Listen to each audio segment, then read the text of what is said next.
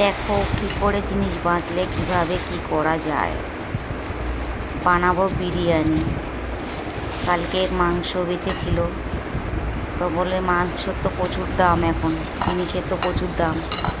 তো ভাবলাম যে কিছু তো একটা বানিয়ে নিই, ফেলা তো আর যাবে না। কাউকে বাসি জিনিস দিতে গেলেও তখন খারাপ লাগে, তাই ভাবলাম অল্প করে বিরিয়ানি বানিয়ে নিই। গরম হলে ভালো লাগবে না, কিন্তু শুধু মাংসটা খেতে ইচ্ছা করছে না। মাংসটা ভালো হয়েছিল কিন্তু খেতে ইচ্ছা করছে না, তাই চালটা ধুয়ে নিলাম। ধুয়ে ভাতটা করে নেবো, মানে যেমন করে বিরিয়ানি ওই রকম ধরনের, মানে একটু আলাদা টাইপের। ওই মাংস বিরিয়ানির মধ্যে তেজপাতা দিয়ে দিলাম, তেজপাতা, গোটা গরম মশলা, একটু লবণ দিয়ে দিলাম ভাতটার মধ্যে, তাহলে ভাতটা হতে ভালো হবে। ভাতটা ফুটে গেছে, আর কিভাবে করি একটু দেখাই। যেমন বিরিয়ানি হয় আর কি ওরকমই প্রায়, শুধু ওই পেঁয়াজ বাটাটা, পেঁয়াজ পাস্তা পাস্তা ওইসব দেবো না, কোনো রকম একটু অল্প করে নিচ্ছি। ভাতটা মাঠটা গেলে নিচ্ছি।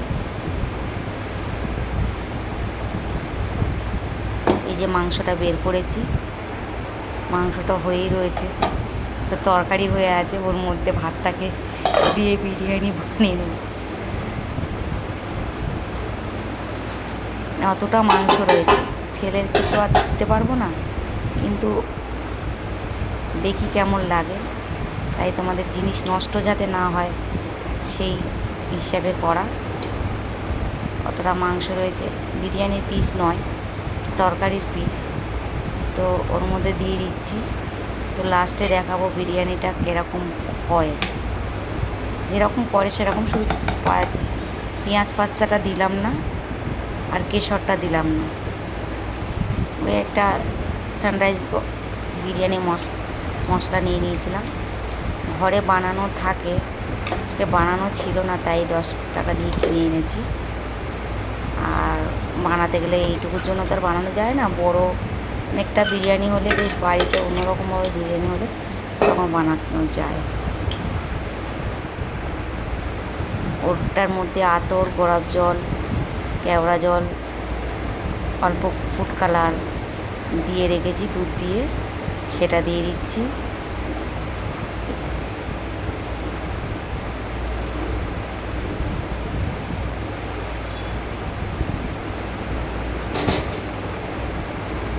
বাটিটাকে ধুয়ে দিয়ে দিলাম। এবার একটু ঘি দিয়ে দেবো, ঘরে যা যা ছিল আর কি, অল্প অল্প সব দিয়েই করে নিলাম। কেমন লাগে শেয়ার কমেন্ট করো, যে জিনিস নষ্ট করার থেকে ভালো কিনা, খেতে কেমন লাগে পরে বলে দেবো আমি, কিন্তু এখন তো খাচ্ছি না।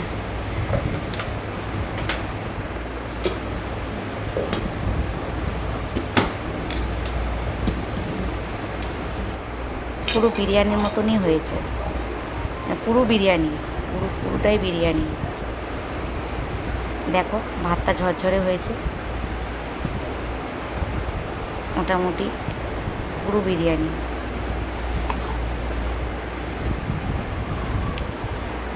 দেখে তো মনে হচ্ছে খাবারটা খুব ভালোই হবে। তো কেমন দেখালাম একটুখানি বললে ভালো হয়, কমেন্ট শেয়ার করে দেবে।